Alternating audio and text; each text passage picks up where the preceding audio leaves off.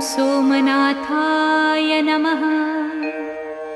ॐ मल्लिकार्जुनाय नमः। ॐ महाकालेश्वराय नमः। ॐ ओंकारेश्वराय नमः। ॐ वैद्यनाथाय नमः। ॐ भीमशंकराय नमः। ॐ रामेश्वराय नमः। ॐ नागेश्वराय नमः।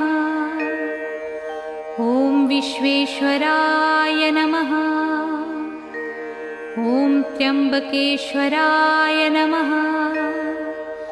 ॐ केदारेश्वराय नमः। ॐ भुस्मेश्वराय नमः।